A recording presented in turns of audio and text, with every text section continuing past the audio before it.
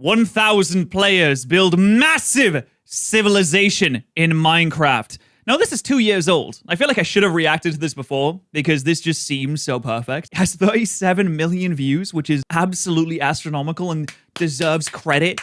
That is so incredible that they were able to make something so impactful. And Minecraft on YouTube, it wasn't exactly small. Like, it's smaller now than it used to be. Even 2 years ago, it was smaller then than it used to be, you know, when at the heights of SMPs and things like that. But this is just leagues above everything. Even the chat, when I was getting ready to start this reaction, were like, oh, you're watching Peak. I love this video. Haven't seen it in like a year. And I feel like I should have done this before. But today, we are diving in to the 1,000 person civilization. And I already know that there is a follow-up to this, which is the 1,000 players simulate civilization rich and poor, which we may also potentially react to if you guys like this one. So let's go. In the biggest social experiment ever done in Minecraft, I scattered 1,000 people.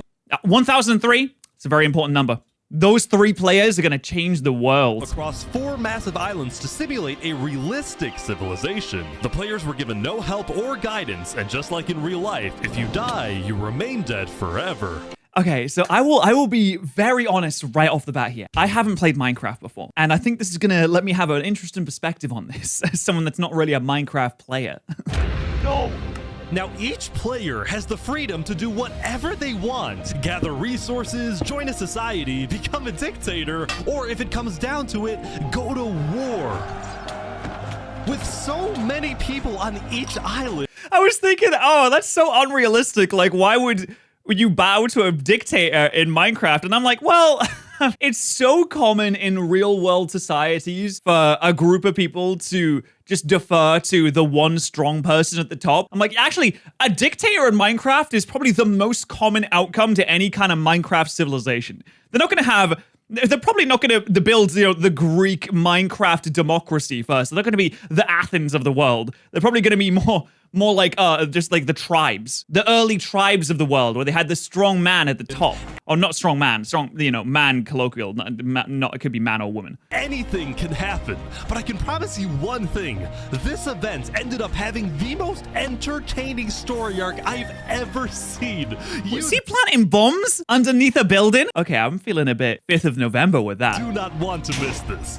I'm feeling a bit Guy Fawkes right now. So pick a nation to root for and enjoy the video. I present to you the 1,000 player civilization experiment. Here we go, gang! Can I just say also that this whole project is so well made.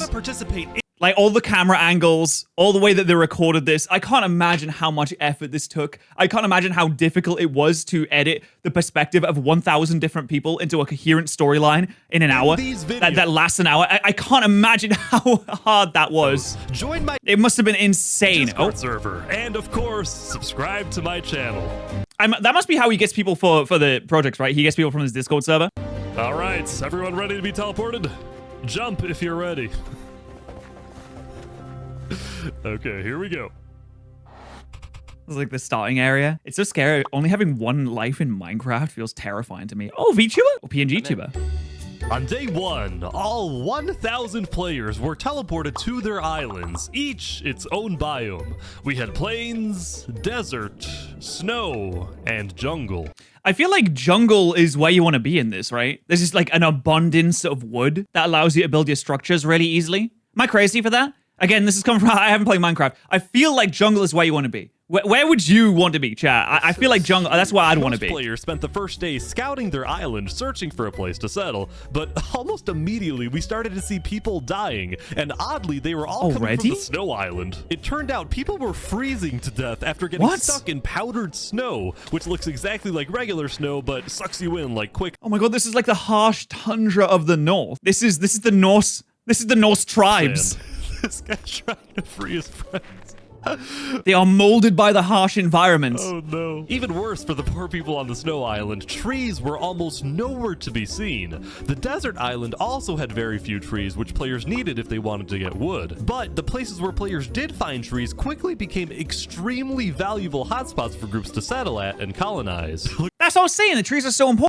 Look at all these people coming together. Community crafting. They're making progress. Meanwhile, That's cute. the people on the jungle island had essentially unlimited trees and were thus already thinking about other things. What did Exactly. They can advance faster say your plan because they have was? trees. Take over the world. Oh, right. Okay. Great. Good This is my stuff. right-hand man. You got Wazak and Darbo. Oh, right-hand man Don't Darbo. talk to him. Oh. Okay. Speak. While having a lot of trees did seem like an advantage at first, many jungle people found the island to be difficult to traverse, given the immense amount of trees and the hostile mobs that would spawn on the surface due to lack of sunlight. Okay, I mean, but that will train you. That will encourage you to become more cautious and will hone your senses, turning you into the perfect warrior when wartime comes. Uh-oh. The fear of traveling also made it more difficult for jungle people to talk with each other, since players could only read chat messages from people 100 blocks away from them or less. Wait, 100? I feel like that's not... Like, if I'm looking at this right here, that feels like 100 blocks. Just from that point to this point feels like 100 blocks. Well, frankly, at least they didn't have to see what me and the admins were looking at. Oh my god. Lastly, we get to the Plains Island, How do you even moderate that? and boy was it different from the others. It truly I feel like the planes... This has got to be chill. There's not going to be any problems. There's not going to be any enemies around. It's just going to be chill. You sit back, have a cup of tea, relax. There's nothing going on here. was just the perfect island to live on, with green grass, trees, animals, and no natural dangers. This guy's making a little animal family. Or farm. Not needing to worry about dying as much as everyone else, the people on the Plains Island were among the first to start mining for resources like iron or diamonds. They were also the first to build up I feel like that's such a massive jump. Oh yes, like iron. All diamonds, either is fine. They're pretty much equal, villages, right? and yes, to create civilizations. Throughout the first day, you could see two main groups starting to come together. One of them, a democracy led by a player named Horace Crown. Oh, we do have democracies unfolding. Okay. Our aim is building the most beautiful and nicest city on the entire server. Okay, so we're trying to be like, well, we'll say this is like the Finland or the Sweden of the Plains area. Second, also a democracy led by a player named Sidefall. Okay, so we have Finland and Sweden I here. just want to make sure nobody dies. It was Okay, yeah, all right, cool. So we got universal healthcare in this actually one. kind of odd how similar these two civilizations were. They were both located on the southern shore, they both had democratic elections, and their leaders both wanted They have democratic elections. How do you host an election in Minecraft? good for their own people. I just hope nothing happens to change that. I'm gonna make an Among Us character. Never mind, I hope they die. Soon it was the end of day one. Players across all 4 islands logged off and made plans for the following day. I wonder how long they're allowed to play for. I mean, this kind of is like a full-time job, isn't it? Day by day, they gotta be playing for a while to be able to make anything of value. Unless building in Minecraft is way easier and quicker than I thought it was. Because I feel like it would take a long time, even for like one player to build a house. It would take a while, and then you have to think about all the other stuff that goes into it: the mining for resources, building relationships with everyone else, building groups with everyone else. Is this like there must be certain times of the day where they're allowed to be on the server, obviously, and then at the end of the day, they get kicked off like you saw before. But imagine waking up and be like, I gotta clock into my Minecraft job now. That's crazy.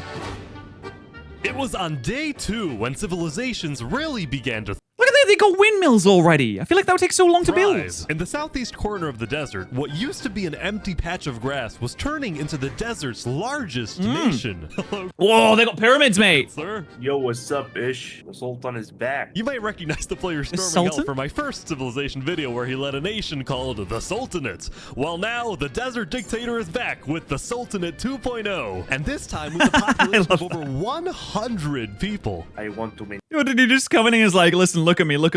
I'm the leader. I'm the leader now. order and peace in the desert. The rules, as Okay. established by the Sultan, included wear proper attire, do not eat pork, complete your mandatory work, and most importantly, acknowledge the Sultan as the supreme and divinely chosen leader. Oh my god. Okay, so we have like the Saudi Arabia of Minecraft Moving now. on, since it was still hard to get food in a dry climate, the people of the Sultanate focused on developing different types of food production. Yeah, I never considered you can actually starve to death in Minecraft. Like fishing in the surrounding ocean. On top of this, a my God, he's named ripped. Drip Chicken made a chicken market. Although, when I checked it out myself, it turned out to be a very different type of market. Welcome to Oh. Los Pollos Oh, it's Los Pollos Hermanos. Oh, I see. So you're not buying chicken. Hermanos. Thank you. Would you like some totally legal sugar? Anyway, Oh, right. Yeah, no, of we course. finally go back to the snow island. Would you like some As I was sugar with flying your chicken? around, I found what I can only describe as a British shrimp. Is the cold climate really the best place for a shrimp? I mean, depends. Look at my little friend over here, you know? I feel like the winter group, the winter island's got to be the first to go. My early predictions is that the planes they're gonna skyrocket in terms of technological advancement. They're gonna be so good at technology. They're gonna build the greatest structures. But maybe since they are democratic, maybe they don't want to move into a war footing as early. They want to be, peaceful. They want to negotiate. They want to be more passive. And the winter people, I'm sorry, the winter people are going to die. They're going to get killed first. Obviously, don't spoil it for me. And then the Sultan of the desert region, they're going to be more, maybe aggressive towards their neighbors. And what was the last one? The jungle. The jungle's going to be the sleeper hits. They're going to come out of nowhere. I feel like a jungle person will be the last one standing at the end. Wait, who's your friend? Underneath? Yeah, he's fully here. He's literally... Oh. Oh, hello, mate. he's chilling. Oh, he's up here now. No, my fish buddy. Please go back down. Despite the killer powdered snow and the occasional polar bear, the people on the snow The island were occasional actually polar doing bear? pretty well I know how violent polar bears are. That's not good. building settlements together. Nobody I'll just call him a jungle person. Well, you know what I mean. Because everyone From the forest of Dagobah. one common enemy, the harsh climate. That being said, it turned out that all of these snow settlements might be a bit more than just little communities. On day 2, rumor was getting out about a conspiracy that, despite them all being spread out across the entire island, a lot of these snow settlements were actually all being run by one single person. Okay, I like this. We have the secret underground cabal that secretly rules over everyone. Goal Nice. was to unify the entire snow island under one mighty empire. Oh my god, he's okay on the ever chosen. He's gonna unite the Norscan tribes and then he's gonna destroy the world. That's the end times. Here it comes. This person's name was It's Narnia. Aculon, and he was running Alanulo. Oh my god, that's quite the name. That is really that is a boss name. That is a kingly name. I'm King Alanulo. That feels like this royalty. entire empire recruitment operation from an underground bunker where he felt he was safe What? for the time being. How does this work? How has he negotiated this with 250 people already? How has he made an underground bunker in one day and managed to bring to heel the entire population of Winter Island? Was hold meetings with people who were already leaders of their own settlements and convince them to merge their civilizations with his empire so they would be stronger Oh, it's the only way that they're gonna survive. together. He would give these leaders orders to fulfill, and in exchange, they would be guaranteed high-ranking positions in the empire. They have positions in the Empire. Let's go. Duke, Baron, Lord, and Knight. I love that. If this empire actually succeeds in uniting all 300 people on the Snow Island, 300? I thought there was 250. would easily become the most powerful nation in the world. I think it actually makes sense to give the harsher climates more people. Because obviously there's going to be people that die, but also it balances the scales a little bit between. They made a city already, and it looks so sick too. Oh my god, I love when a group comes together for a common objective. I think that's In fact, great. it would be bigger than the Sultanate and the two plains democracies combined. Will this ambitious plan actually about the jungle folk? succeed? Let's see what happens in the following days. I don't know, but it was a good idea. Lay the foundation. Fantastic. That's the kind of thing we want to see. Oh, dude. Okay, can I just say for the production of this video, they did such a good job. They have this really epic, almost like orchestral winter music on the winter island as they lead up to an empire of ice and snow has been formed. And then have that music. Oh, fantastic music choice.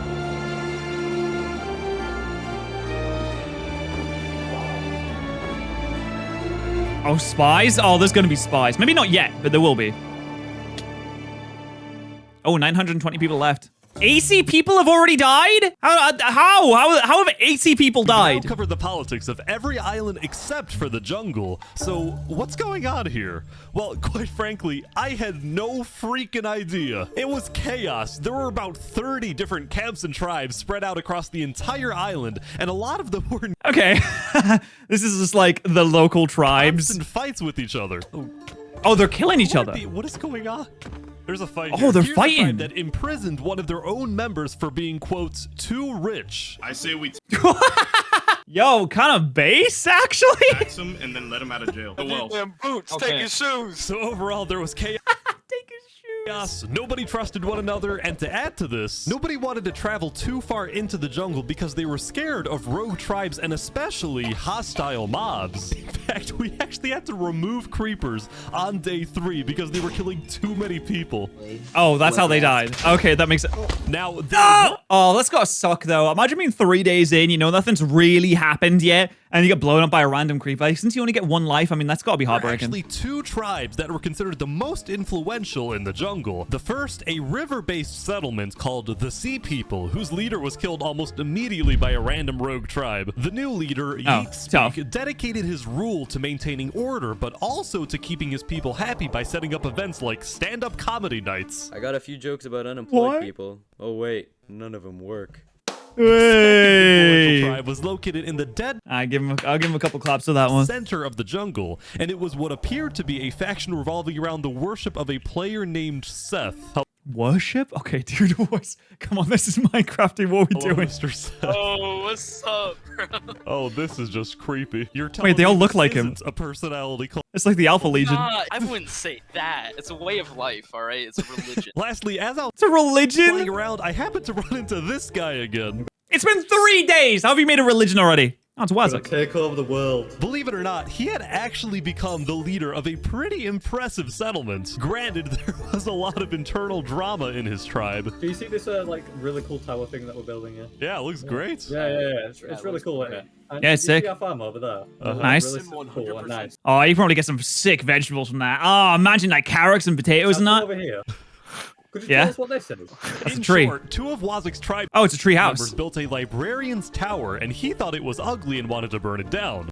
Whoa! Well, okay. To be fair, yes, it is ugly. However, burning the books has never been good. I don't think we should be burning the books. Now, when I talked to the librarians, they said Wazak just doesn't like the library because he's illiterate. As I said, Slammed. Honestly, perfect response. drama. Now, the jungle wasn't the Rose Maddie can't read. only place having problems.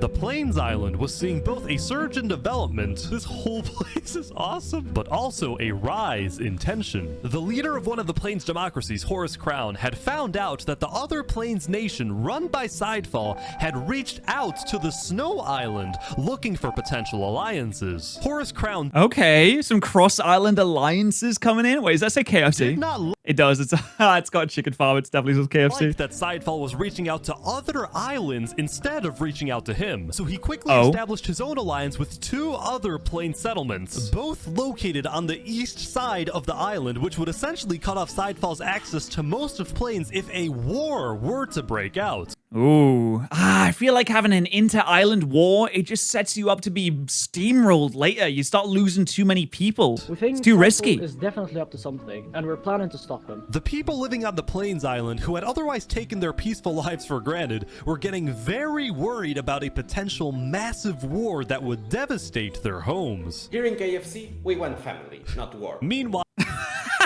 What? I don't know why KFC doesn't use that for their ads. I feel like that would work so well. Like, hey, here at KFC, we want chicken and family, not war. So buy KFC because McDonald's wants war. Not us, not KFC. on the desert island, the Sultan storming hell was not happy when he discovered that a group of mountaineers had made their home on the mountains surrounding the Sultanate. And what's wrong with that? Let them live in the mountains. They're not harming anyone. So the 2 groups had a meeting to discuss this dispute over land. Why does the Sultanate have any more right to a plot of land? True! Spittin'! Might makes right. Oh, okay. Oh, I understand it now. Never mind. You're right. I guess it's kind of true. There are no laws of this land. Well, apart from the no eating pork thing, I guess. And yeah, if they can steamroll you and kill you and take your land, what are you gonna really do about that? So if it comes down to it, may the stronger group win. People in the desert were starting to get worried. Damn, you just said no diplomacy. We will kill you. We will win. Storming Hell's tyrannical nature, so some of them moved to a quickly growing democratic nation on the other side of the island. I thought this is Sparta. I was about to be like, oh, I mean, Sparta wasn't really democratic. This was Theria, the name derived from the Greek word for freedom. I asked their elected president, Saps, about the Sultanate. Hopefully we can establish some peaceful relations for now. I mean, we're in the middle of a desert. Why fight, you know? Overall, each... You're not going to lead a moral crusade to take down the horrific dictatorship and establish your own free democratic ways? island had its own freedom by force. Conflict between the desert's sultan dominance, the plains' alliance disaster, the jungle's total chaos, and the Snow Empire's takeover. At least one of these conflicts was bound to erupt very soon. I don't know, Alanulos seems like he's in a pretty good position. He basically owns Skyrim now, which is fantastic. All the other islands are just doing their infighting. I mean, honestly, you could wait for them to start fighting each other and then lead some raids. Lead some raids to cut down their strength and force them to negotiate in your favor. Yeah, that's what you do. And that conflict was Plains. Uh-oh, here we go. Day 4, a propagandist told everyone that Sidefall was about to... A propagandist! The British are coming! The British are coming! Attack the Plains Island. Horus Crown called a code red, and everyone on Plains was freaking out, including these guys at the center of the Plains Island who built a tavern on a lake. I spoke with the bartender. Welcome to the tavern. Hey, Tavern Keep, you got any rumors? Yes, I've heard that there was about to be a conflict on the main island. I keep far away from this and just take care of my tavern, but I heard some blood's about to be shed. Hope you can enjoy a nice beer, since it might be our last. What, the conflict is going to be so destructive and gargantuan that it will wipe out the island in its entirety? Are we launching nuclear Minecraft weapons? Is there nukes in Minecraft? There should be. So delicious. At this point, you're probably wondering, what was Sidefall actually doing? Well, it turns out Sidefall was just as confused as everyone else, since he had no plans to attack anyone. The propagandist had lied. I have no clue what these guys are talking about. I don't want to attack anyone. I don't want a civil war. You were framed. I can't believe it. So now, both sides... Yeah, he wouldn't just lie, right? We're gearing up for a war over nothing but a miscommunication. And it's not even a miscommunication. He was just like, ooh, what if I tell a little lie?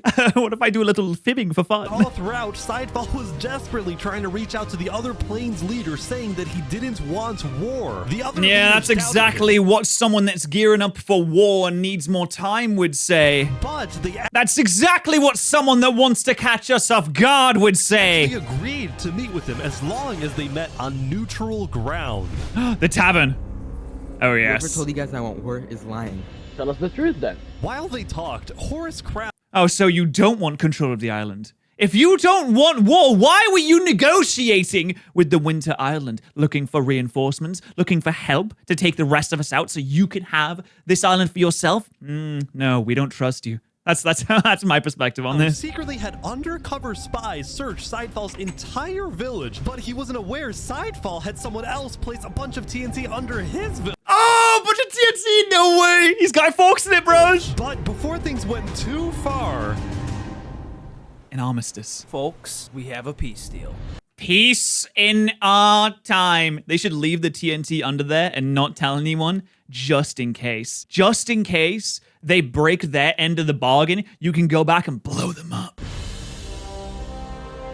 This feels like the Neville Chamberlain piece in our time when he came back from Germany and he was like, I've just talked to Hitler. He doesn't want war. Peace in our time. And we know how that went. By the thin... Not that I'm comparing anyone in this to, obviously, that would be insane. That's absolutely insane. But it feels like something is going to happen here. The peace shall not last. Midst of margins, crisis was averted. After talking, the leaders had made a peace treaty. I actually didn't get to see much of the meeting, but here's essentially what happened. Sidefall first apologized to the other Plains leaders for not being open with them, specifically about his relationship with the Snow Island. He told them he had only reached out to Snow in hopes to get on the good side of a player named a freaking turkey, who was apparently Olanulo's second in command. The Plains leaders discussed their disagreements on foreign relations, Horus Crown preferring keeping alliances within Plains. Foreign relations!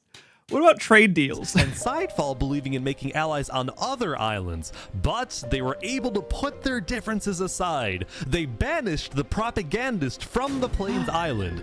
Oh, where did he go? And that's the end. The 4 major Plains nations created a great Plains alliance. The Plains Island went from being on the brink of war to being the most united island of all. Oh my god, they made NATO. They actually made NATO. And it wasn't just Plains. Toward the end of the day, all 4 islands were prospering. From the people on snow collecting resources and building together, to the people in the desert working on the Sultan's build. Oh my god, he did make the Among Us character. Logic. What about the TNT? Oh, we don't have to tell anyone about the TNT. We'll just leave that, you know, just in case. We'll say just in case. Which was to create a massive holy city. Even the jungle. Okay, the plains are NATO. The Winter Island is like the Viking tribes. That piece at the end of day 4. The desert island is like potentially Saudi Arabia plus some other country. Jungle people were just thankful that they were still alive. Soon though, it was the next day. And the jungle's just chilling, I suppose. People back onto the server, the admins and I decided to add a little something. Oh? Wow. Oh, this is a reason for everyone to meet each other. I see. A reason to leave your islands and meet. Okay, I like this. A 5th island in the center of the world. And we didn't tell the players that we did this. We wanted to see who would discover the island, how long this is America. it would take to find, and then what would happen next. So we started up the server. I realize that my groups are all out of whack in terms of time, but this is the unexplored lands. And the wait began. Of the US, of the not yet the USA. But meanwhile, we have to talk about the Snow Island. Okay. Hello, everything's like chill there, right? Hello, Itch. How's it going? On day 5, the player A Freaking Turkey finally gave me a full explanation of the mysterious Snow Empire, which I found out was named the Aculon Empire.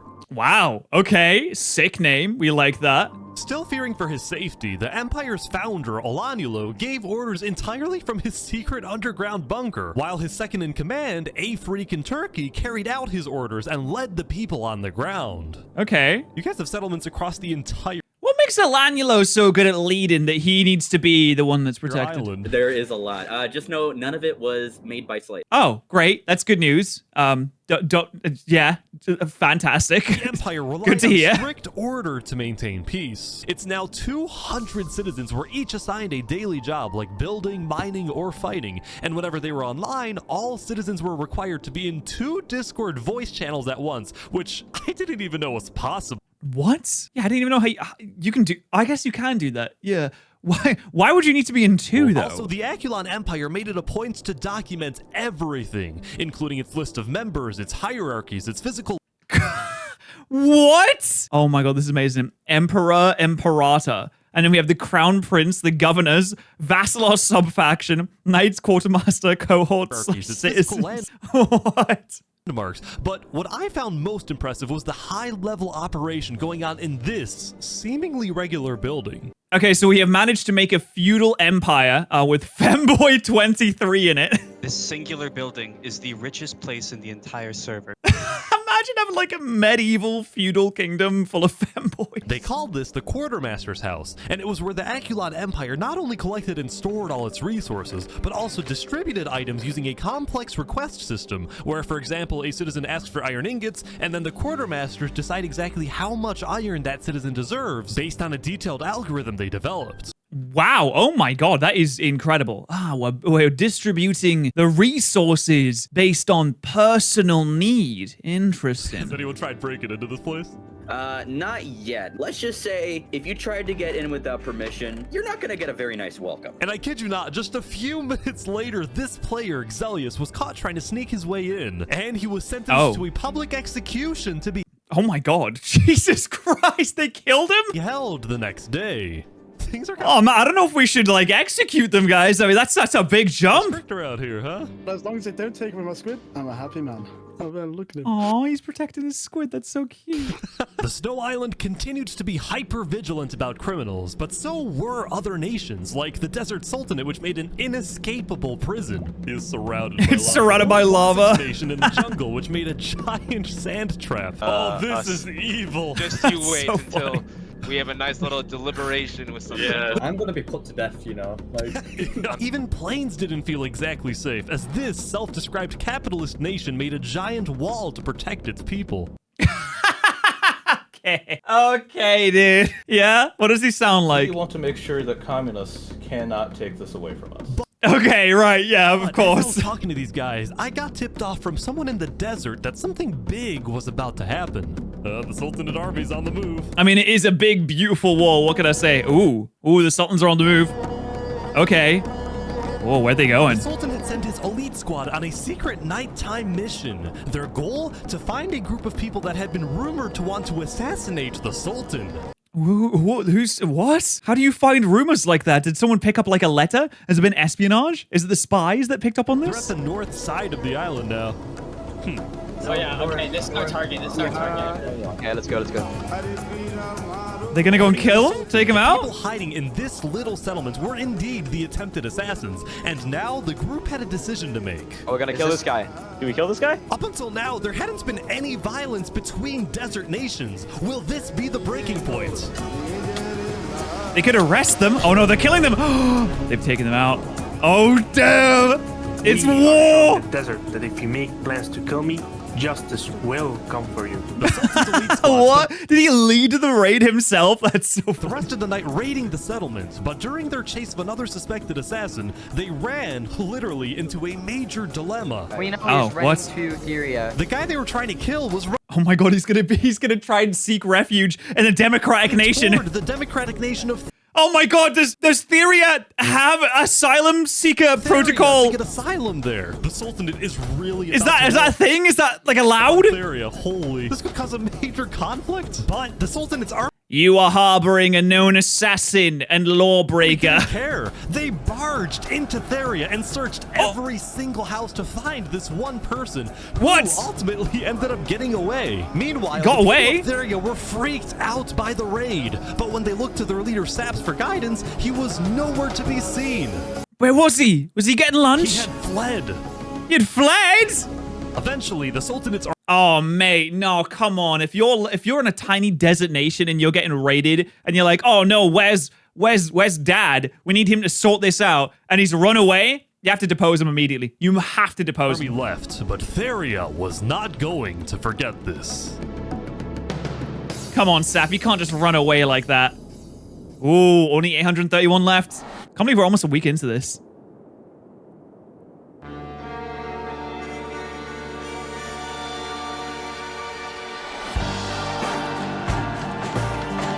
By attempting to blow up the quartermaster's house, Zelius betrayed our people. And for this, he must die.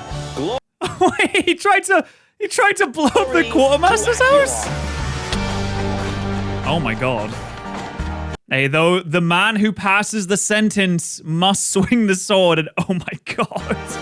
This chat. It was a busy day for a freaking Turkey. The execution was successful, but the empire didn't yet have a written constitution or a justice system. So a freaking so we just kind of like made it up Turkey a little met with bit. a player who claimed to be a lawyer to set up a legal system. You get the smaller seat, unfortunately, but do know it is quite important as well. I'm used to cramming into time. What? They asked me if I had a degree in law. No, wait, that's not what it is. They asked me if I had a degree in theoretical law. I told them I theoretically had a degree in law. They said you're hired. Spaces. Afterward, a freaking Turkey took his guard to Drew and confronted some farmers who he claimed weren't producing enough food for the empire. I swear I will not miss any payment I have to owe you. Drew, the bow, please. I expect 5 stacks of bread delivered within 1 to 2 business days. Even though he was a little tyrannical at times, a freaking Turkey was actually becoming very well liked in the Aculon Empire. I mean, if strong leaders sometimes can be very well liked, even if they do project that intimidating aura. Some people like feeling like they are on the side of the strong guy, you know? Because he got things done, and he was a charismatic speaker. Fellow citizens, it is my distinct honor to pronounce Steve and Pixel as husband and wife. They got married in Minecraft! Let's go! Even if he was only the second in command. Whoa, what was that? Hold on, they went down. Even though he was... What is this? What am I looking at? Second in command of the Snow's Aculon Empire, many people... I mean, I guess they're just consummating the marriage, I suppose. We're starting to view A freaking Turkey as a better candidate for leader than Alanulo, since most people in the Empire had never even seen Alanulo, given that he's been hiding underground the entire time, afraid of being assassinated. In fact, yeah, to be fair, it is a bit cowardly to never show your face to the people. Some of his own citizens weren't even sure he existed. While Alanulo ruled from afar, only talking with high-ranking officials, A freaking Turkey was considered a man of the people, someone who talks to everyone. In fact, A freaking Turkey had gained so much notoriety that leaders of other nations were starting to reach out to him for alliances rather than to Alanulo. Uh-oh. Bypassing the actual ruler man. Of all of this. Yeah, I can't expect people to follow if you don't lead. That's so true. That's so true. Alanulo was starting to get a little worried. Turkey knows that I created this empire and its entire political system. And as long as I am alive, I will be its only ruler. Okay, well, maybe you should go and say hello to everyone. Oh, we do a little coup. Maybe we do a little cooing. You know what you say? You say he's out of touch. You say he has no idea what being in this empire is actually like. You say he's been underground. He probably doesn't even know what the empire looks like. He doesn't know its people. They say, I, a freaking Turkey. I know what it's like. I know the people. I helped to build it. I'm married to the people. No one can rule this empire better than I can. That's very funny. Our monkey religion. The only thing he created was an underground bunker. Hold fast to it.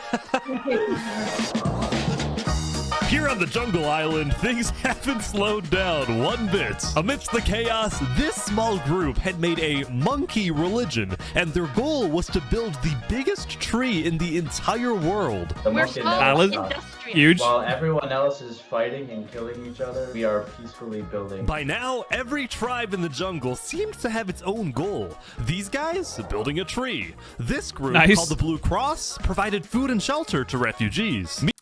Okay, there are a lot of refugees. Meanwhile, Wazak's goal, which was still to take... It actually is like, it's just all the different parts of a civilization. You got your dictatorships, your democracies, you got your charities, you got your chill vibers. Over the world was seemingly driving him mad, especially after the librarians built a second tower. You did this out of spite, didn't you?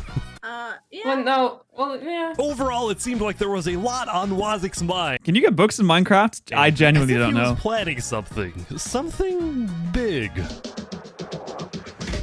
Meanwhile, Seth and the Sea People were still the two biggest tribes in the jungle, and both pursued very innovative political strategies. For example, Seth got married, but only so he could parade around the jungle and demand wedding gifts from everyone. Nice. Okay, valid. And you know what? Oh, wow, this, like, civilization's really cool. It's really well set up. I mean, I just like how the place looks. It freaking worked. The Sea People, on the other hand, had taken on... Yeah, I mean, like, if someone comes up to you and they're like, hey, I just got married, do you have, like, a gift for the new married couple? I'd be like, okay, you can have a carrot. A massive goal, which was to finally end the chaos in the jungle. And they did this by sending out stealth groups and hunting down thieves, murderers, and anyone who they claimed did wrong. Were there a lot of thieves and murderers?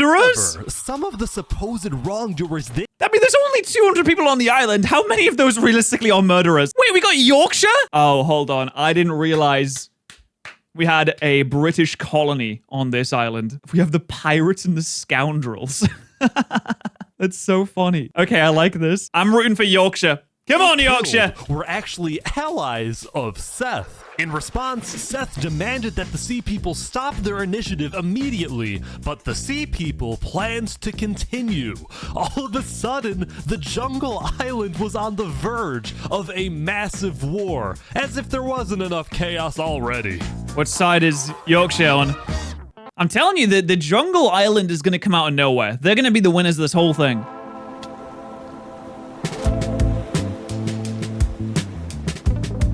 Oh, Wait, someone has found the island. I think so. Whoa, this is crazy. This is awesome, man.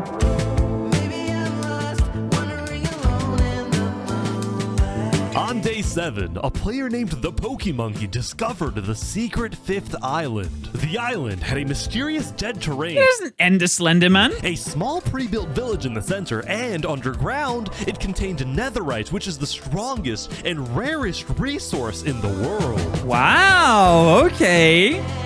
Now, whoever takes the mine takes control, takes power. Pokemonkey was a part of Sidefall's nation in Plains, and he quickly alerted Sidefall about the very strange and unexpected discovery he'd just made.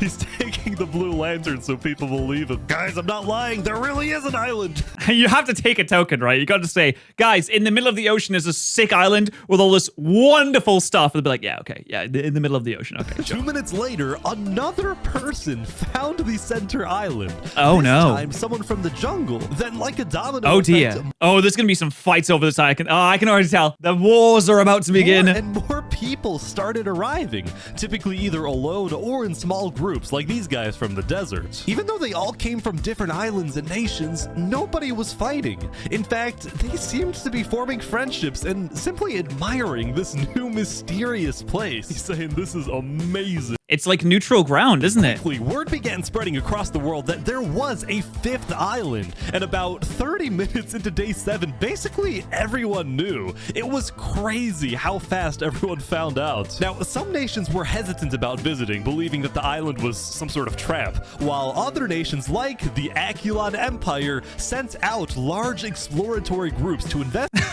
They're trying to take control of it. The island. So Aculon is here, but instead of mining for netherite, they're taking the wool from the tents. Hey, everything is necessary. Everything is valuable. Oh, they don't have sheep in the snow island. That makes sense. Oh, they desperately need wool because they can't breed any sheep. That's so sad. Something I found interesting was that no nation, not even the Snow Empire, had the courage to publicly claim the center island as part of their nation.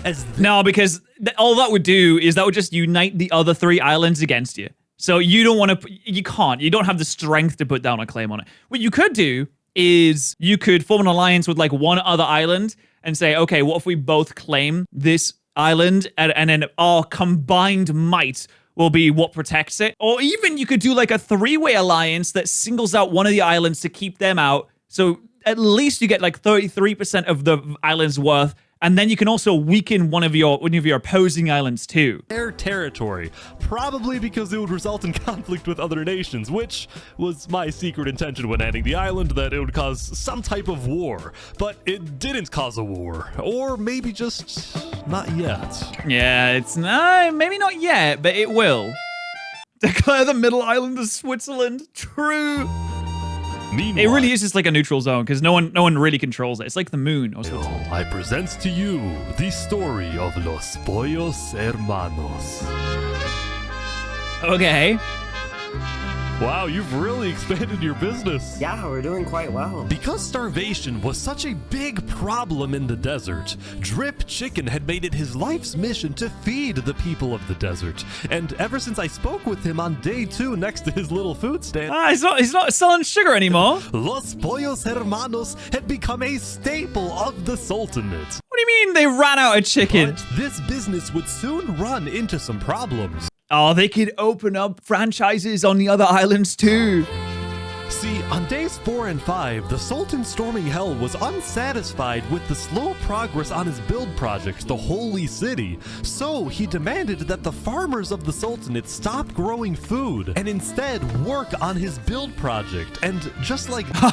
This doesn't sound like a good idea, guys. This has been tried in the past and has never gone well. We know if you stop creating the food, if you stop food production and direct your attention toward vanity projects like large buildings, structures, cities, etc., that don't provide any actual value to the citizenry. Not only does the citizenry starve and die, but eventually the dictator is overthrown, killed, removed, etc. That's the food supply going into Los Pollos Hermanos had completely stopped. The restaurant suddenly had no food available to sell. Oh no, there's only one solution. In order to replenish the chicken supply, they must kill the Sultan.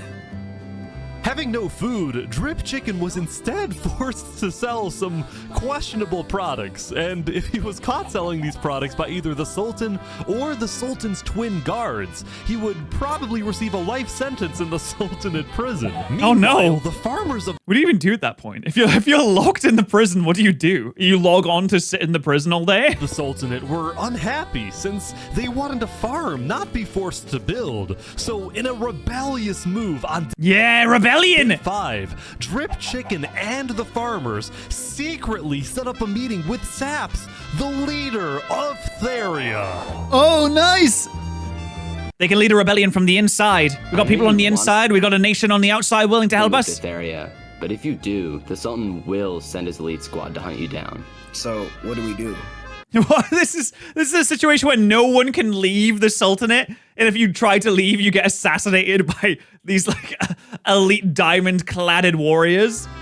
Go to plains or something. There's about to be chaos in the desert. And Saps was— Oh, okay. Is he maybe thinking of something? Maybe planning something? Correct. There was about to be chaos in the desert for reasons he couldn't tell the farmers just— He's trying to smuggle himself out. Yet, but he did— Little North Korea-like. Tell me. You know who Davert is? Yeah, I think so. He's one of the twin guards, right? He's about to leave the Sultanate and join me.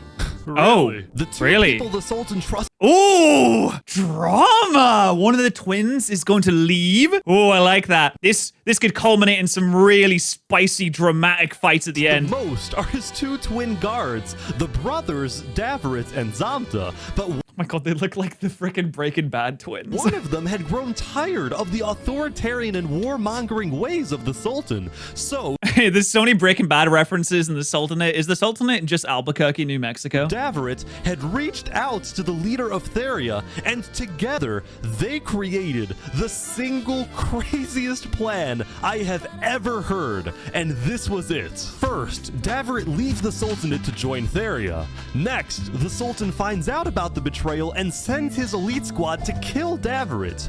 Then, when the elite squad is away hunting for Davert, and the Sultan is therefore alone, Davert will sneak back into the Sultanate and kill the Sultan. Oh my god. Wait, this is so risky for Davert, though. This is so unnecessarily risky, and there's no risk whatsoever to the Therian Empire. Davert will then claim leadership over the Sultanate, and— I mean, that's just him doing, whatever he wants. Is he even getting support from them? As the new leader, he will finally bring peace to the desert.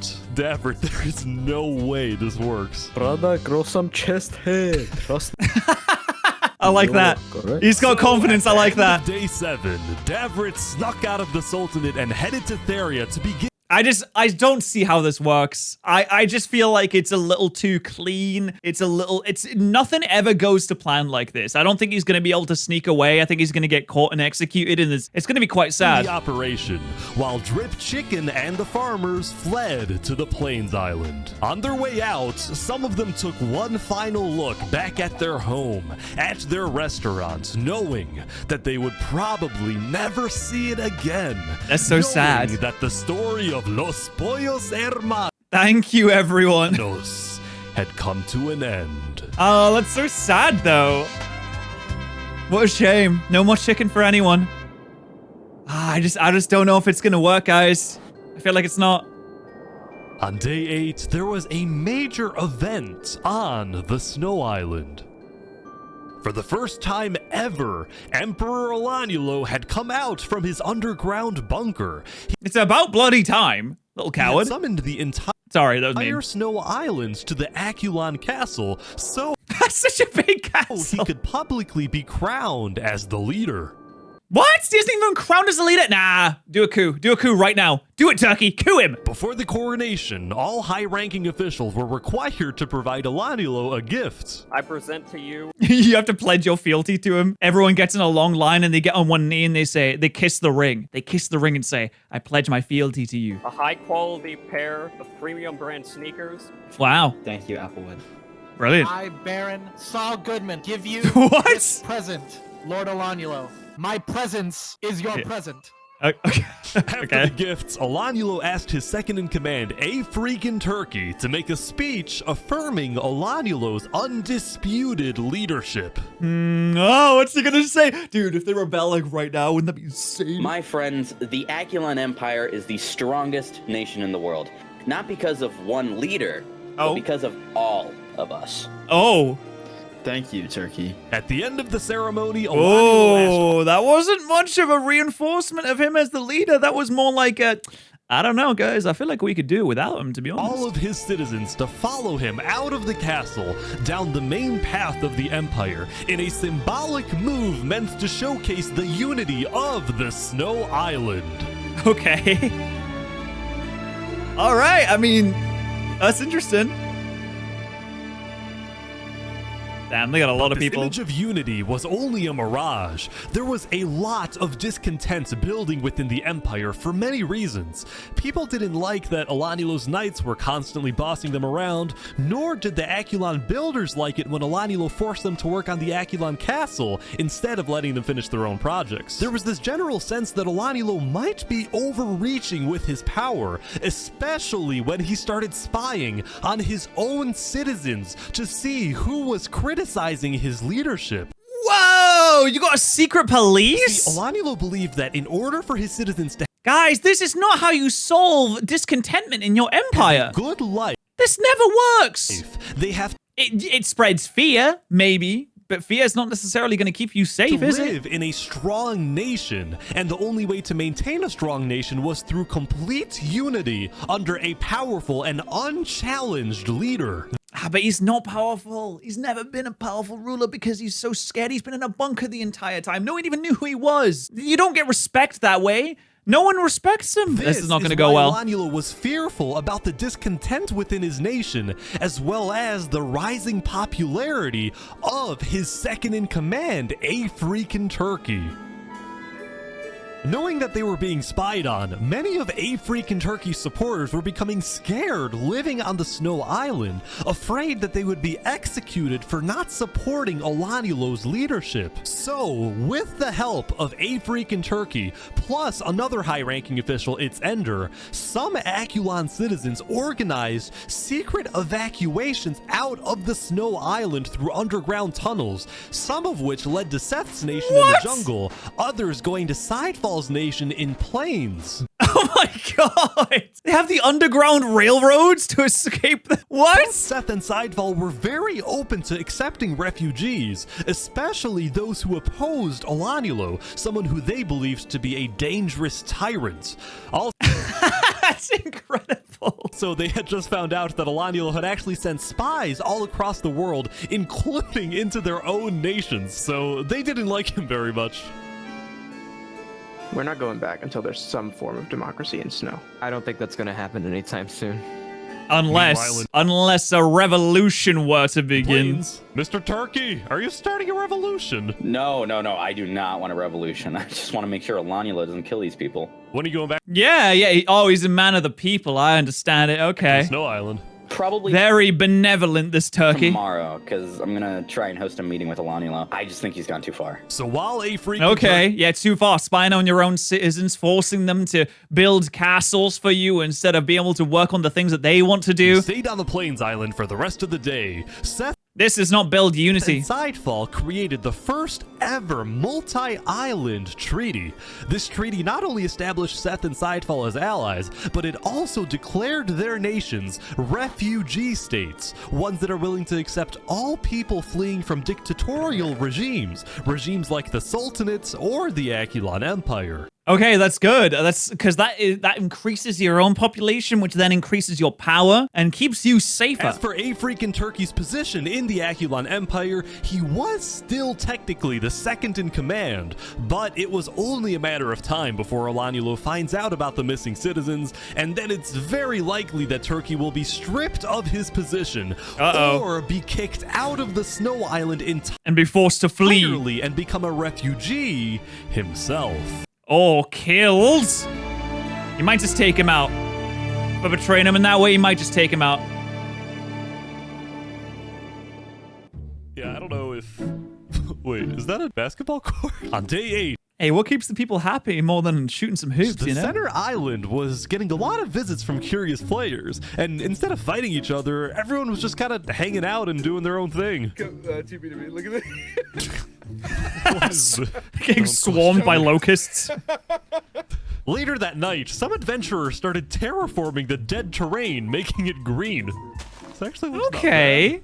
These guys, meanwhile, made a secret underground church, and they hosted many ceremonies and cultural events. Oh, worshiping who? What type of ritual is this? Now, I actually attended 2 churches on day 8, the second one inside Falls Nation, although I was very disturbed by the person sitting next to me. Oh. What is going on here? Hey, buddy, what's going on? I cannot say what they are, however, the right way to lead this world. Whoa, what did I do? Whoa, they put him in prison? Oh no. Later that night, the Plains Island received an unexpected visit from the Aculon Empire's state-sponsored journalist. I'm with the news. I am the news. I'm with the news. Go away, tabloids, go away. The fake news journalist. No false news today. They're kicking out the journalists. Oh my God. Meanwhile, I ran into these. Oh, that's actually quite sad. In theory, journalism is just about reporting and sharing the goings on in the world with everyone. Plains farmers who literally did nothing but plant wheat everywhere. Oh wow.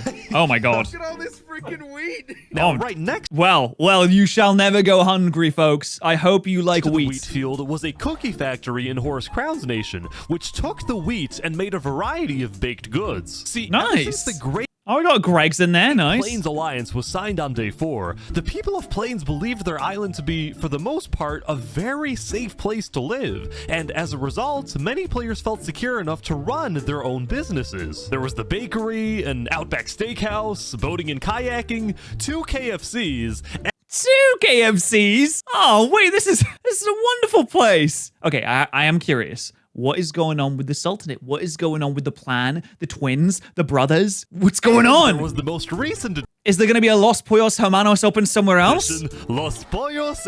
Yes! Oh my God!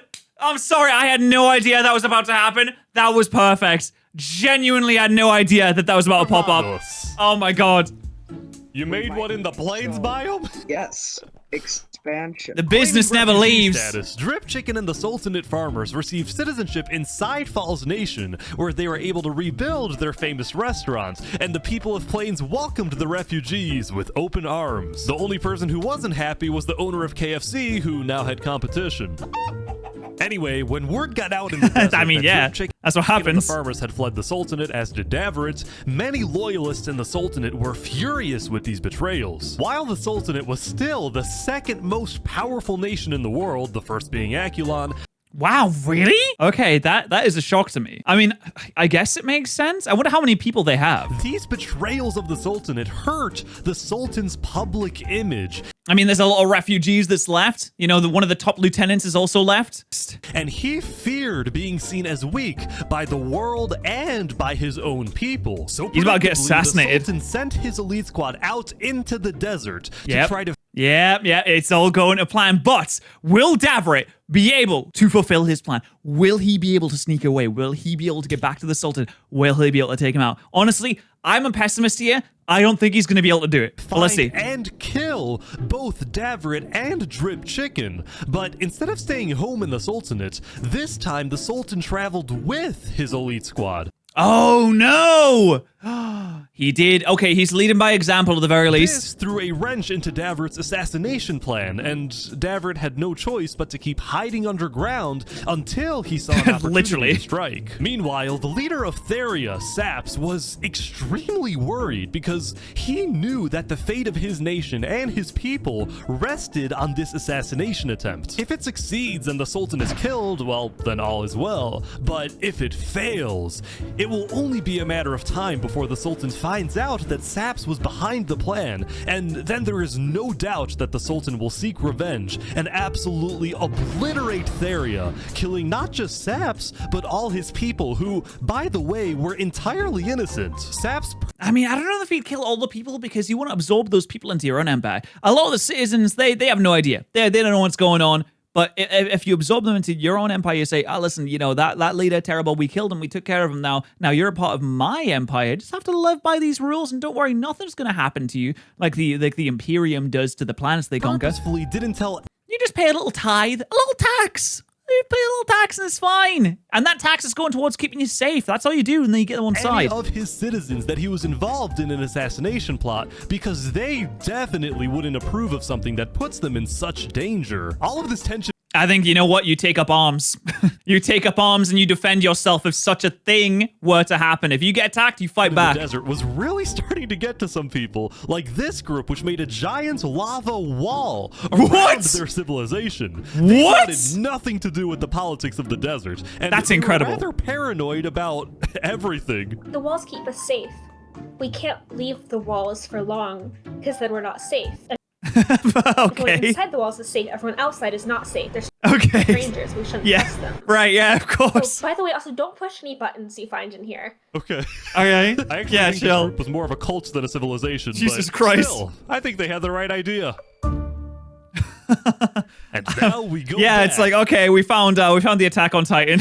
to the Jungle War.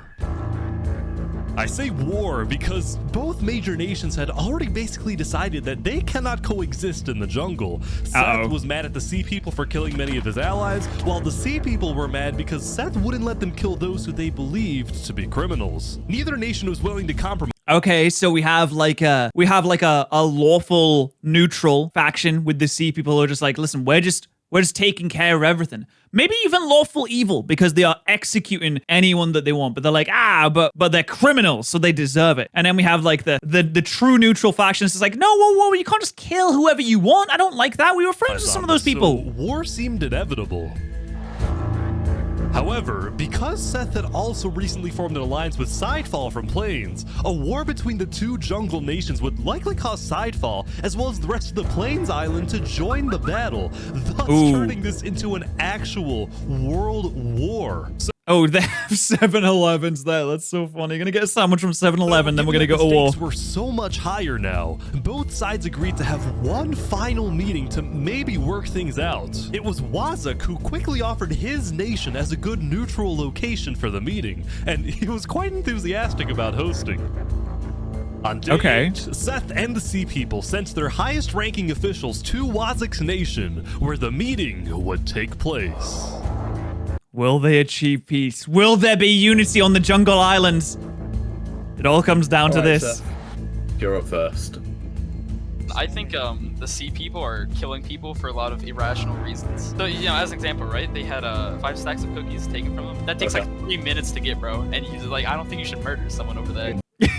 Yeah, honestly, valid. I'm on Seth's side right now. He raises a very valid point. He requested he give it back, and he basically said no, so he was put on KOS, and we killed him. So that was exactly what Seth just said. Let me add. I feel like that's a bit of an overreaction. Like, sure, you could say, oh, but if we let just people walk over us and take whatever they want, first they take the cookies, then they take, what is it next, the swords? They take the wool, they take the resources. We have to have some kind of protection. We have to protect our own resources. We can't just let people take whatever they want.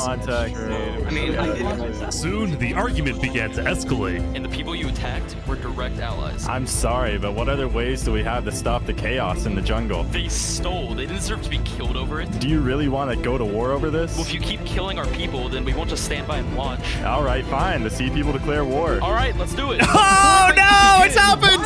They did it! No!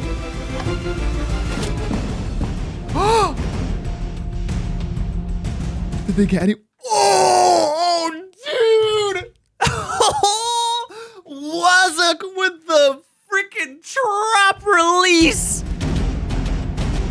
Oh, did they get? Oh, they got so many people. What just happened? Oh my god. What just was it, you crazy person? Is he swimming away? Is he running? Just killed 7 people using his sand trap before getting away. Oh, we remember the sand trap from before, didn't we? Seth and the Sea People decided to put their war on hold and declared a unified worldwide manhunt for Wazak. Everyone was... Oh my god. Hey, they unified the jungle. What can they say? I think Wazak did a great job. He unified the jungle. Confused about why Wazak did this, but then I remembered something Wazak had told me the day before. Listen, if the war breaks out, I have a plan to stop it. Really? How? Oh, you'll see, my friend. When Seth and the Sea People Okay, that's why he wanted to host the peace summit. declared war on each other, Wazak decided to use his sand trap and make himself the villain so that the entire jungle would make peace to unite against him. A few lives lost for greater peace, to save more lives in the end. I think that's quite a benevolence. Not well. I am on Wazak's side here. Actually preventing a world war. He stopped what could have been so much worse. While hiding underground.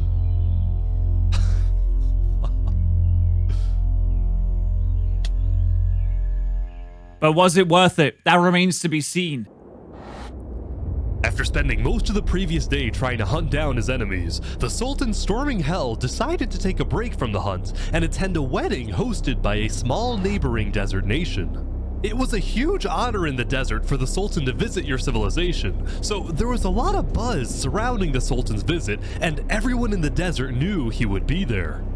Zamta the twin guard was also at the wedding, and he was quite thankful for the break since he secretly despised having to hunt for his own brother. When the Sultan demanded that Davert be tracked down and killed, Zamta was horrified by this order, but he kept silent, fearing that he'd be next. Zamta could only... At what point does he turn around and say, "No, I refuse"? And then he takes down the Sultan to protect his own brother. Oh, that would be sick too. That Davert was far away now, hiding in a place where the Sultan would never find him.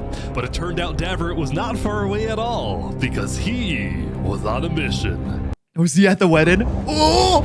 If he ambushes him and takes him out, oh, that's gonna be sick! Let's go! He's actually here. It's the time. It's time.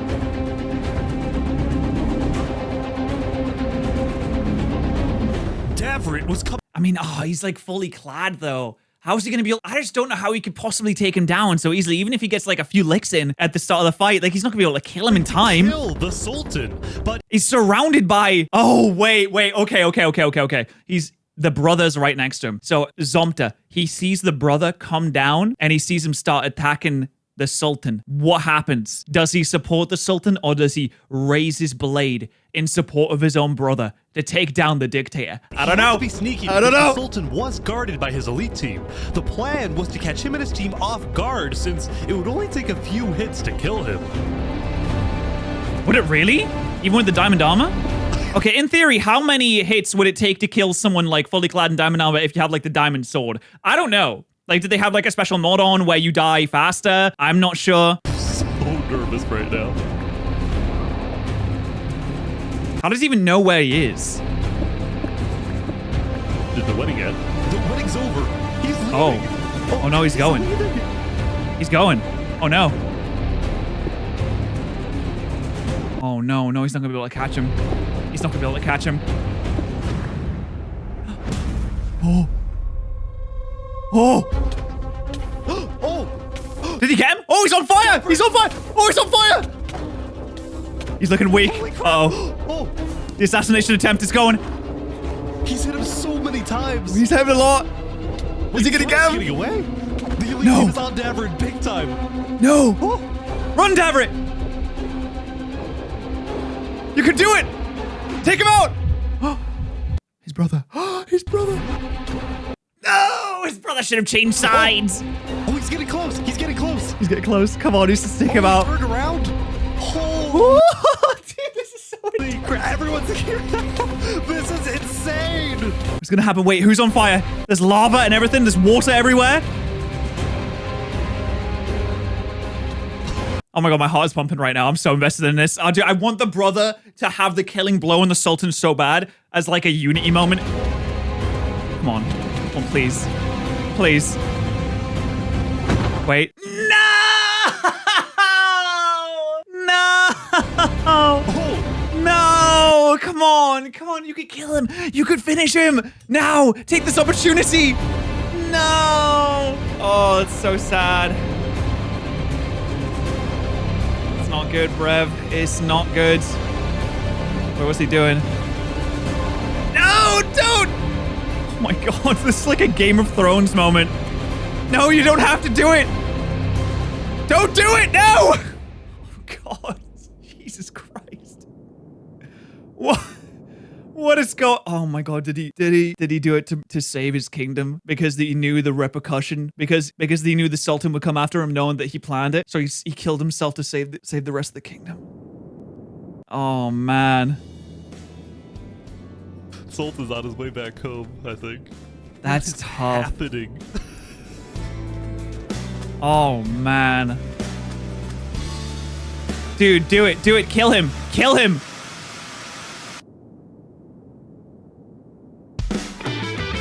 Yes! Do it! Finish him! For your brother! Yes! What? He didn't even have to kill himself! He did it! Yes! Revenge! Oh boy. Let's go! Angry about the death of his brother Davrit, Zamta betrayed and killed the Sultan's. Oh my god, I've never been this invested in a YouTube video before. This is so sick. Storming hell in what he called an act of revenge. All of a sudden, within the span of a few minutes, my heart. Storming hell, Saps, and Davrit were all dead. Oh my god, there's gonna be such a massive power vacuum in the desert now. Both the Sultanate and Theria were without a leader, and the desert island was in a state. Yeah, Saps literally did die for nothing. Total. He's got to be kicking himself for that. Confusion. Now, because the Sultanate didn't have a solid line of succession, there was a short power struggle that ended with the Sultanate getting completely dissolved. On day 9, the second most powerful nation in the world had fallen, and most of the Sultanate's citizens ended up fleeing. That being said, it wasn't totally the end. Some who were still loyal to the late Sultan decided to form their own militias, whose only goal was to track down Zamta and avenge the Sultan.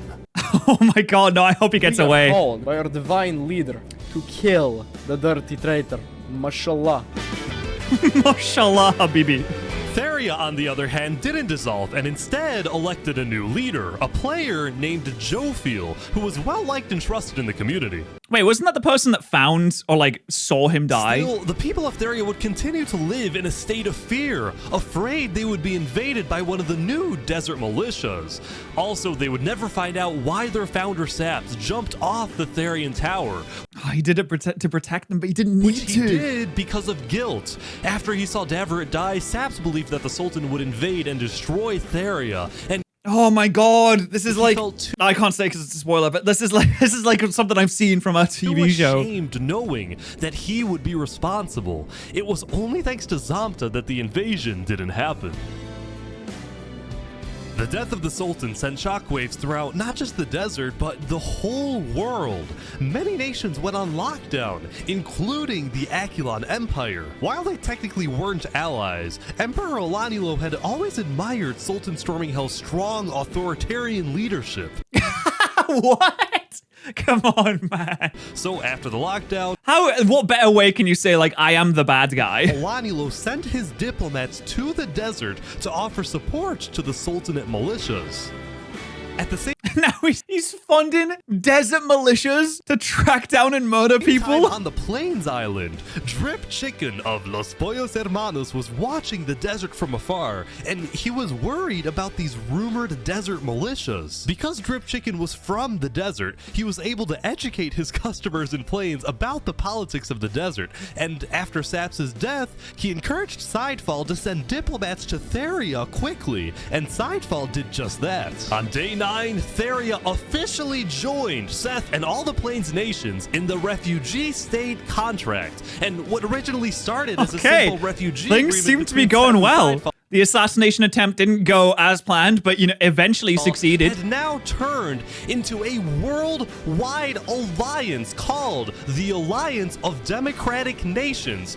Oh, okay. Or put simply, the Allies. The Allies. Okay, come on, guys. If we're going to be against the Allies, what does that make us? Just keep that in mind. If anyone's against the, who were against the famously who were against the Allies? I don't know. I feel like this is a good situation for all those nations to be in. And peace reigns from now until the end of time. No one seemed to really care about the Middle Island at all. And there goes the Sultanate. Now only ruins remain, not the ego of a weak man that was shattered by a brother's blade. The Aculon Empire continued their daily routines. The highest-ranking officials of the Empire gathered to discuss the new existential dilemma they were now facing. The Aculon Empire had always been the most powerful nation in the world, and it still technically is. But when adding together the populations of all the states in the Democratic Nations Alliance, it is the allies that have more people overall. Yeah, but you don't have to be against the Allies. This made Aculon officials extremely worried. They saw this as the first legitimate threat to the regime. It's time to militarize. Olanulo agreed with Can you make guns in Minecraft? This view, but at the moment, his attention was on another problem entirely. The problem known as a freaking Turkey. The time has come for a strong ruler to take command. Militarize this nation and protect them from outsiders. What you need to do is you need to make groups, archer groups, shield groups, form them, drill them in the ways of war, make them create shield walls, allow them to create platforms for the archers to fire from. Drill them in these ways and you can take on anyone. A freaking Turkey's They need true military generals and well-trained fighters. Rise to popularity had always bothered Olanulo, but now this conflict was at an absolute breaking point because yesterday, one of Olanulo's spies caught a freaking Turkey helping snow citizens flee the empire. Oh no. Or defecting was strictly against Aculon law. Like they have laws. Olanulo's spy also saw a freaking Turkey hanging out with not just so funny they have laws. Sidefall, but nearly all the major plains leaders, which made Olanulo think, is a freaking Turkey planning something? Is he secretly working with the allies? Is he about to orchestrate a full-scale revolution or an invasion of the Aculon Empire? I see. A revolution or an invasion works better when you have people on the inside. But why would the allies, if they're allied in terms of like taking in refugees, why would they need to invade somewhere? They're not going to invade someone. In fact, this dictator's paranoia is their greatest enemy. These were all questions that Olanulo was wrestling with, and the more he thought about it, the more he convinced himself that a freaking Turkey was probably committing some sort of treason and needed to be stopped. Yesterday, a freaking Turkey had reached out to Olanulo for a meeting, and today, Olanulo accepted this request, but with a few conditions. 1, this meeting takes place at the Aculon Castle. 2, Turkey comes alone. And 3, the meeting takes place not today, but tomorrow, because Olanulo needed some extra time for his builders to finish a certain project located on the top of the Aculon Castle. Nobody knew why or what the strange-looking tower was, but Olanulo insisted it be completed by the time Turkey. It's the Tower of Traitors' Treasons. Shows up. Oh no, he's gonna throw him off the tower, isn't he? Tomorrow is certainly gonna be interesting, so make sure everyone's ready. Lastly, later in the day, Olanulo sent diplomats to establish alliances with both the desert militias and with the sea people in the jungle. Olanulo appreciated the sea people's value of order, and he promised that he will help them stop the chaos in the jungle and help them catch their #1 most wanted criminal, Wazak. No, let him go. He didn't do anything wrong. The sea people Wazak didn't do anything wrong. This alliance, but they ended up not needing Aculon's help because late into day 9, Wazak decided to turn himself in. Oh? No. He just wanted to stop the war. Executed. No. Conscience, perhaps. It's not his fault. Let him live. Oh my god, at the top of the giant tree. right, Wazak. I understand you have a prepared statement. You may now read your final words. Yes, thank you. Hello, everyone. It's your old friend Wazak. In the beginning, I wanted to rule the world, but I've made some bad decisions. And now, it's my time to go. No. If there's one thing I've learned, is that time can never be your trusted friend. No, Wazak. Long live the jungle. No. Is he gonna jump? Oh, this is so sad. No. He didn't do anything wrong. It was for the betterment of the jungle. It was to unite the peoples. No, he's gone. Oh, it's so sad. After deciding that being a criminal in hiding isn't how he wanted to live, Wazak instead chose to face his inevitable death on his own terms, and by doing so, he gave the jungle one last moment of unity. Anyone else jumping? The conflict between the two major jungle tribes was still unresolved, especially now that they were in opposing alliances, but for this brief moment... Uh-oh, the jungle is going to be a hotbed of activity. There was peace in the jungle. It's so sad. Everyone's coming down the tree now. Rest in peace, Most Wazak. nations around the world took the end of day 9 to rest and reflect on how far they've come. For example, the jungle's Blue Cross tribe celebrated becoming international, with at least one charity location on each island. Oh, wow, Meanwhile, okay. in the desert, the two sultanate militias held a funeral for the late sultan, where they vowed to get revenge and chanted death to Theria, after which they proceeded to finish building the sultan's holy city in his honor. And look at that, a city of ruins, a city of dust and silence in honor of a person long dead. On the other hand, expanded its reach into the arts and became the first civilization to develop music. Oh. Wait, is that? Oh my god, is that freaking Rickroll? Lastly, on the Plains Island. Oh my god, dude. It was, wasn't it? Businesses were booming and civilizations were thriving. On day 9, the Plains Island had finished the construction of the Ish, the international state highway. They made a road? Oh, that's sick. Made trade and transportation. And they named it after Ish. Between the major plains nations much faster. Overall, the building and architecture and player creativity. Wow, that's so sick. Plains was simply amazing, and it was all made possible by the political stability of the Plains Island. Many in the desert and jungle and snow looked at Plains as the shining beacon that they can aspire to be like one day. Yeah, they did a great job. Why do I feel like it's all gonna crumble? Everything has to come to a head eventually. I wonder how it's all gonna end. Ooh. Ooh. I didn't realize Minecraft could look so pretty. I mean, this really looks nice. As the end of the day approached, a freak in Turkey returned to the Plains Tavern after spending the day traveling around the world, visiting civilizations in the jungle, the deserts, and of course the Plains Island.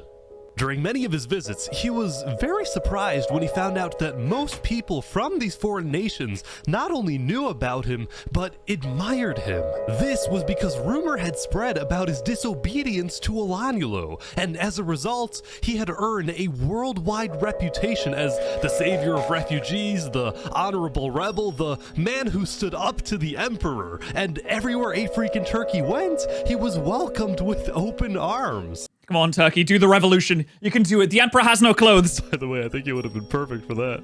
Yeah, I heard there was a comedy show here. You should have called me over. When it came to the Aculon Empire, if he takes over, he could unite the world. He could join the allies. There'd be world peace. He just needs to take out one person. Was a freak in Turkey had no intention of causing any type of uprising or revolution. In fact, he was strictly against the idea. Really? Just how devastating a major war would be. But no. It's the only way to achieve peace. Peace through violence. Empire. During his prolonged stay in Plains, he had seen what freedom and democracy look like.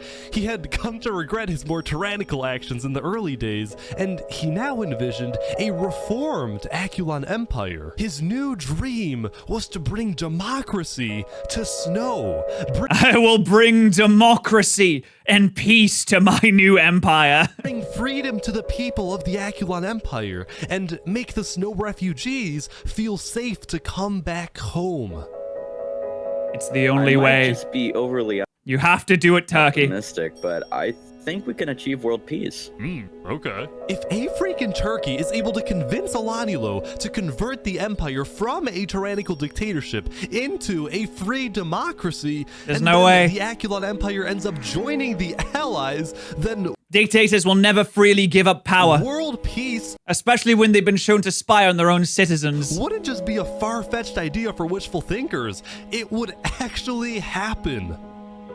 With this massive goal in mind, a freaking Turkey prepared for tomorrow for his big meeting with Alanulo. He's not going to be able to do it. His persuasion is not high enough. He's not going to roll a high enough number. No amount of additives is going to make him pass a 100 DC check. Just remember everything we talked about. We'll be watching. Before a freaking Turkey took off for the Snow Island, he had met with the 4 major plains leaders one last time to tell them what he hopes to achieve in his upcoming talk with Alanulo. Oh, naive Turkey. Were pessimistic. He has no idea. When they heard about Alanulo's strict conditions for the meeting to take place, they suspected that this was going to be the meeting where Alanulo removes Turkey from his second-in-command position, or worse, puts Turkey in Aculon's prison.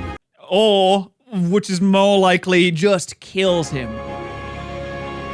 Whatever happens today, the Plains leaders promised Turkey that he has the full support of the allied nations. Oh no, if he were to be killed, that would trigger a war. Even if they can't attend the meeting, they will be watching and will do whatever they can to help him. Oh no! Everywhere has been united, apart from one place. There we go, Turkey is now back on the Snow Island. I think he's going to the meeting right away.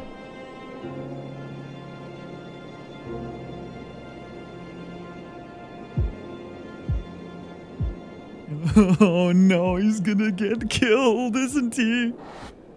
Oh, what's that? What's that tower for, Alanulo? Oh, all the better to throw you off, my dear. This is weird. Turkey's been at the castle for like a few minutes now, and Alanulo's nowhere to be seen. It's an age-old tactic. If you make them wait, you show them how little they matter. It's kind of like an intimidation tactic. It's negotiation. It's very well known. Oh, he's right here. He's on his way.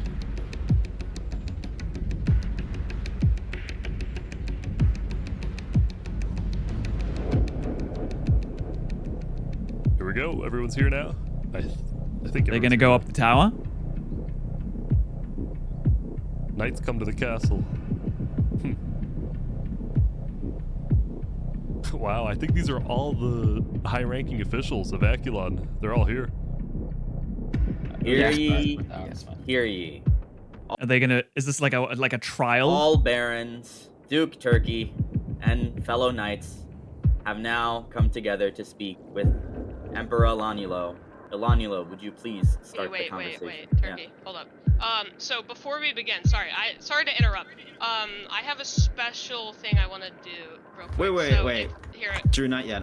I want to do something first. What are they gonna do, dude? Can you? This doesn't feel like a negotiation. This feels like a, hey, can you step in the trap real quick, please? It's gonna be really sick. Sit on the throne for a second. Ah, no, dude.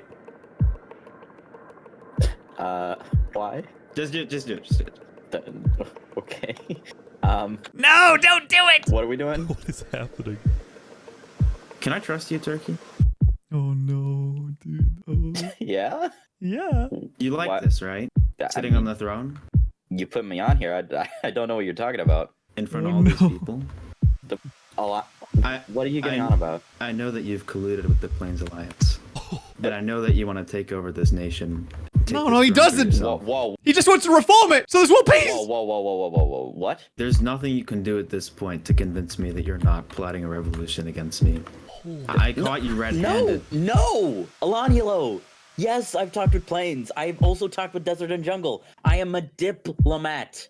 And I'll tell you this, all those people that I talked with will become our allies the moment we turn this place into an actual democracy. Oh. Why are you secretly leading people off my island? Because they thought you were going to kill them. And to be honest, so did I. So that's the point of this meeting. You want to get rid of me? You know what? How about I just leave, and you won't have to deal with me again? I'm just gonna go, okay? Is he gonna hit them with a, I'm sorry. I'm afraid I can't let you do that. Yeah, and then you'll come back with an army. I'm sorry, Turkey.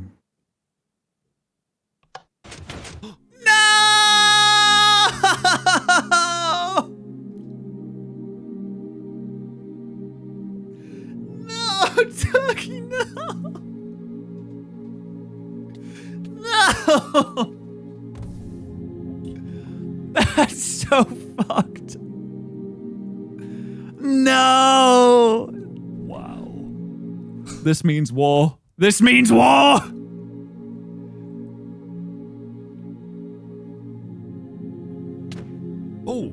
Oh. Whoa, what's happening? They're killing Turkey's supporters. Oh no. They're hunting down his supporters. Oh my god, they're purging the dissidents! As well. It's Stalin all over again. Well, crazy. Maybe not as bad as Stalin, but like that, there was a purge on the Snow Island, and many of Turkey's supporters were killed. The few who were able to escape immediately swam to the other islands to tell everyone exactly what happened. Oh my god. And all of the knights started executing Bernie, Ender, Turkey. They assassinated some of the most loved members of Aculon. When African Turkey's death message appeared in chats, people around the world were outraged, and shortly after, the leaders of the allied nations started activating their militaries, putting oh shit, yes! them on stand. The time to militarize is now! Or that was a few days ago, actually. You should have really been, doing that before. Turkey once visited Los Pollos Hermanos. I'm giving the army chicken for 50% off to make sure they're ready for Giving the army chicken for half off. Let's go! Meanwhile, Alonilo got word that the allies were preparing their armies, so he declared a full lockdown, reached out to his own allies, and called them to the Aculon castle to— Oh, the sea people and the desert militias too, I forgot about them. Ready in case the allies declare war. And oh no! I don't even know who would win this! Enough, when the Plains leaders talked with Theria and Seth, the vote was unanimous. On day 10, the Alliance of Democratic Nations officially declared war on the Aculon Empire. Oh, dude! How's this gonna end? How do you even fight a war in Minecraft? Hopefully, we all see some of you tomorrow to sign the Constitution of the new Aculon Republic, the new Aculon Republic that we all dream about having. Thank you. Thank you all. This isn't about us. This isn't about our lives. It's about getting justice for Turkey and ridding the world of tyranny. Yes! That's right! Yo, Zomta's going as well! Nah, he knows a thing or two about killing tyrants, doesn't he? So they can attack the Snow Island together. Today, form up Minecraft legions. We fight for revenge. We fight for freedom. Oh my god, there's so many of them. Let's go!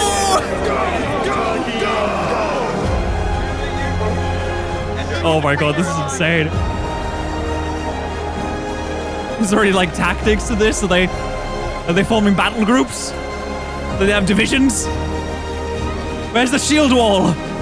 But little did the allies know, Alonilo had set a trap. The Aculon no. Why does it say Why does it say Tiananmen Square? What? Aculon builders had taken inspiration from history and created what they called the Iron Torch, the most advanced defensive tower in the world. Oh my complete God. With dangerous height, sturdy walls, arrow slits, and lava cover. Oh my God. That's crazy. insane.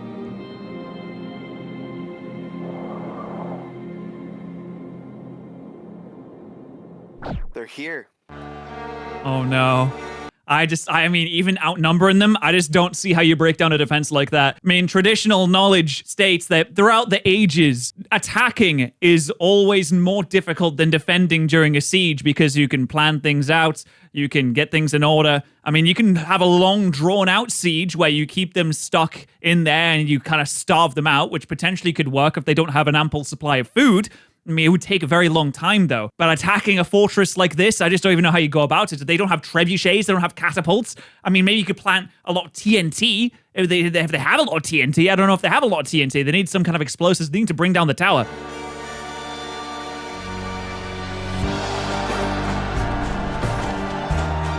I just don't see how this assault can work. It looks disorganized. It looks undisciplined. I'm saying it like I'm an armchair fucking general.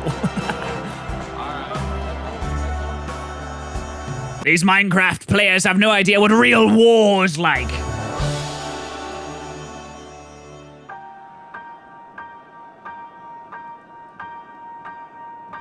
Time can never be Was this like an intro for a 007 movie? your trusted friend or your sworn ally. No, it's the harshest mistress of all. In life, I like how it only took 10 days for almost everyone to be at war with each other.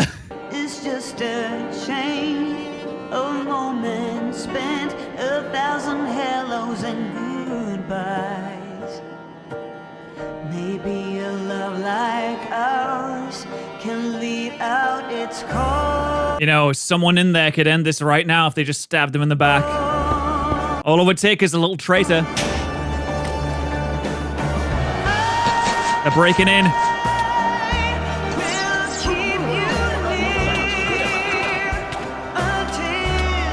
If there's only one ladder up, I mean, that's gonna be a killing field. Oh no! Someone's been killed. It's hard to tell who's on what side. I'm not. Is the red side Elanulo's side and the green side the Allies? I can't. Or is the red side the Allies? I think the red side is the Allies, right? Watch out, they're coming up. Oh, dude. I mean, this is just. Oh no! It's like shooting fish in a barrel, mate. Only one way to get up there. Oh, you're gonna be. Oh no. This is so easy to kill people. I just don't know how you'd. I don't know how you'd win a fight like this. No, Somta. No, Somta.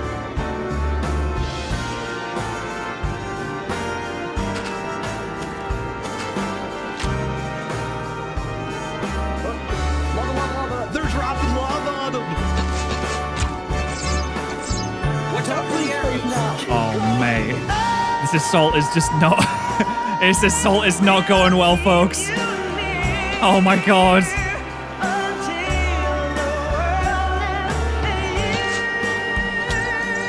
Someone kill Elanulo, push him off.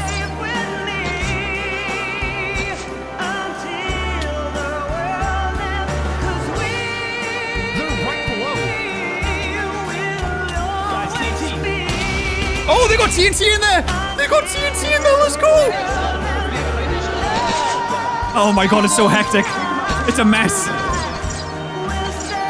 So who's gonna be the one? Who's gonna be the one to get Elanulo? Oh, they're dropping off. The people are falling. People are dropping like flies now. There he is. Take him out. Oh, he got him. Let's go.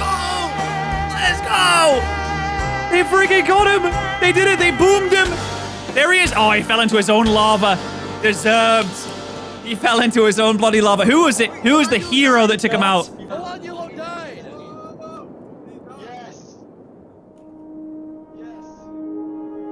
Your king is dead. Surrender and you may survive. After Olanulo died, the Aculon Empire officially surrendered. Wait, Aculon's officials say they surrendered? Still kill them. But even though Aculon surrendered... All right, guys. They surrendered? We should... All right, gather them up into one place and then shoot them. The allies didn't stop fighting. No mercy, no mercy. No mercy? Oh my god, what? Jesus Christ. There was a purge. Is this truly what's happened to us? Purge on the Snow Island. But this time, it was the supporters of Turkey doing the killing. Oh my god. Absolute slaughter. Guys, two wrongs don't make a right. What are we doing? After a while, the Allies had completely taken over the Iron Torch, and all the Aculon forces had either been killed or had fled the island. Turkey wouldn't want and this! gone into hiding. And with that, the Alliance of Democratic Nations had defeated the Aculon Empire. Wow. It was only when the war ended and the clouds parted that the Allies were finally able to reflect on what they had done. They had succeeded. Much needless death. But they had also shown no mercy. When their enemy surrendered, they continued to be ruthless and thirsty for blood. It was as if... Dude, this is like Call of Duty. This is literally, this music reminds me of like one of the end of the one, like the Call of Duty games. And I mean like the OG Call of Duty games, or like the Medal of Honor games, like the actual proper old ones, the PlayStation 2 ones. It sounds like that. They had become their enemy. It sounds like even in victory, it is still quite somber and bittersweet. As the Allies each safely returned to their homes, now with a clear mind, many of them felt regret. Neither side was completely innocent, and the war was complicated. But at least it was over. And the Allies had won. I mean, I'm glad the Allies won. I can imagine it would be like very sad. Wait. Well, there's still like 502 people left. I mean, that's still quite a lot of people. The people of Plains, Theria, Seth, and a few smaller nations created a world alliance with a massive parliament building on the center island where world leaders met to discuss the affairs of their nations and, most importantly, to keep the peace. And the first order of business was pardoning the few living players who fought for Aculon so they didn't have to live in hiding. Okay. Meanwhile, the snow refugees were able to move back to the Snow Island and create the new Aculon Republic, putting democracy in snow. They also tore down the remains of the Iron Torch. Tear down the monuments of oppression. Tear down the monuments of violence and dictatorship. And put in its place a graveyard honoring all who died in the Battle of Aculon. Wow. And oh my god. Overlooking the graveyard was the man, or Turkey, who inspired them all. Yes! What a legend. What a legend. That's an insane ending. And so, the jungle went back to hosting comedy shows, the desert went back to pursuing the arts, and Drift Chicken went back to running Los Pollos Hermanos. After all that happened throughout the days, things were finally settling down. And peace reigns. And our citizens lived in harmony and happiness. Peace allowed for new stories to begin. But for us, it's a good place to end.